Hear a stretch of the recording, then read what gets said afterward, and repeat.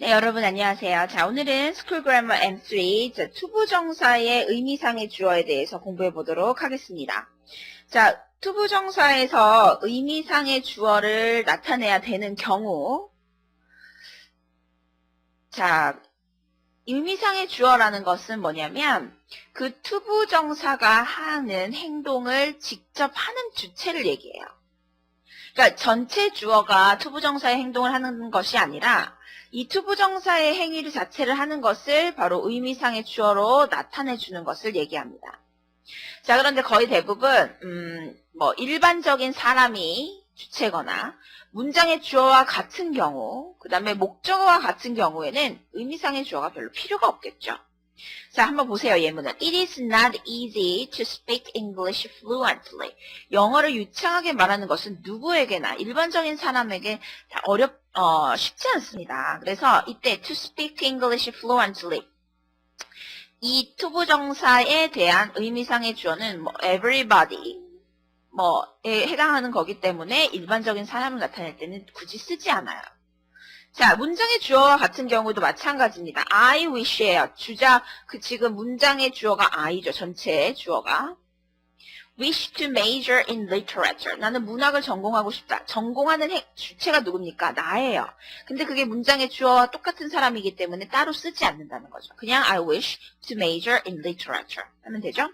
자, 문장의 목적어와 같은 경우에도 나와 있기 때문에 쓸 필요 없습니다. I expect him to succeed. 나는 그가 성공하기를 기대해. 누가 성공하는 거예요? 그가 성공하기를 이거죠. 그래서 him, 목적어와 지금 to succeed의 주체가 같은 사람이기 때문에, 목적어이기 때문에 굳이 의미상의 주어를 따로 써줄 필요가 없다라는 거죠.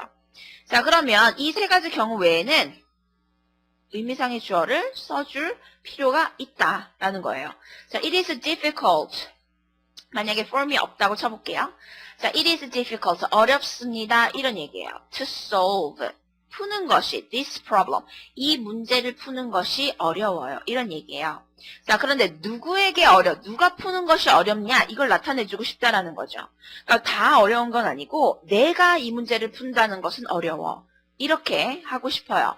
그러면 to solve 하는 주체를 나타내줘야 되죠. 그걸 바로 의미상의 주어라고 얘기를 하는데 투부정사의 의미상의 주어는 for 플러스 목적격으로 나타냅니다.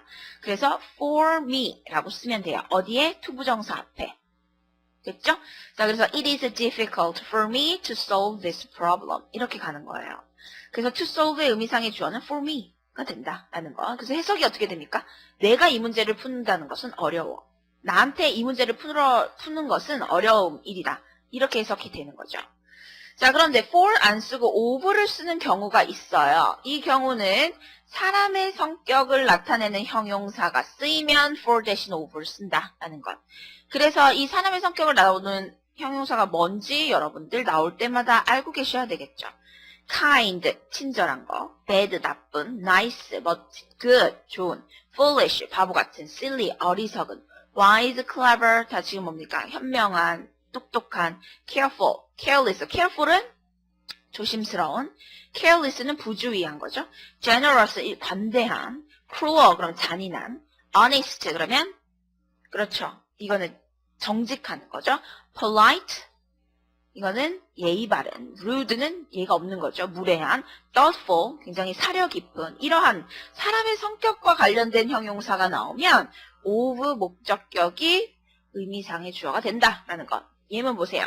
자, it's very nice. 야, 너 진짜 멋있다. of you to invite us to the party. 자, to invite 하다니, 우리를 그 파티에 초대하다니, 정말 너 멋있구나 이런 얘기예요. 초대한 주체가 누구냐면 너예요. 그래서 for you 이렇게 쓰려고 봤더니 앞에 사람의 성격 나타내는 형용사가 있죠. 자, 그래서 for you 대신에 of you를 쓴 것입니다. 그래서 it's very nice of you to invite us to the party 이렇게 쓰면 되겠네요. 자, 그래서 이 두 가지 경우로 의미상의 주어 나타낼 수 있다는 것 알아두시고요. 계속해서 뒤에서 공부하도록 할게요. 자, 그 다음에 투부정사 외에도 동명사도 의미상의 주어가 있을 수 있죠.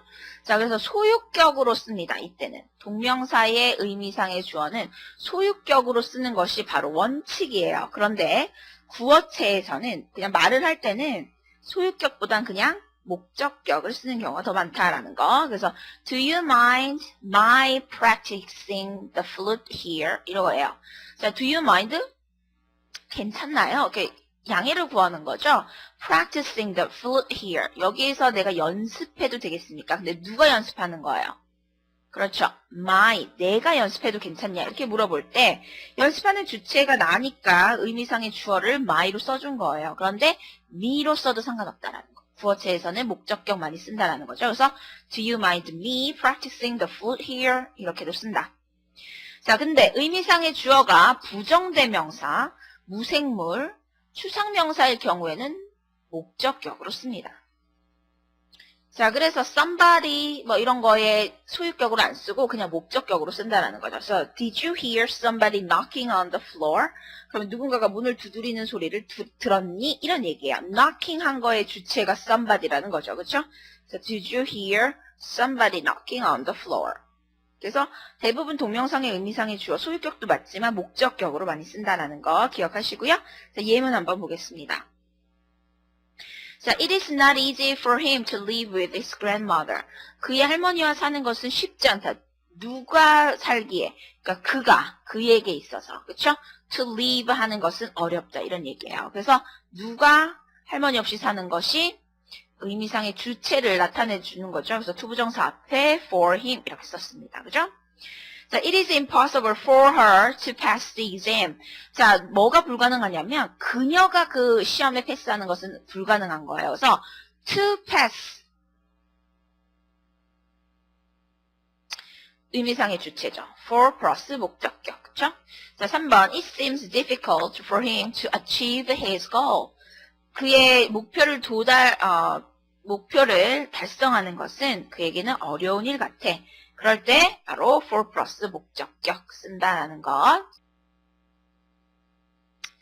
자, 4번 It's dangerous for kids to go there. 이렇게 나와 있죠. 그래서 to go 지금 그곳에 가는 것은 이라는 그 투부정사에 누가 가는 거냐? 아이들이 이렇게 되는 거죠. 그래서 for kids가 의미상의 주어가 되겠다라는 것.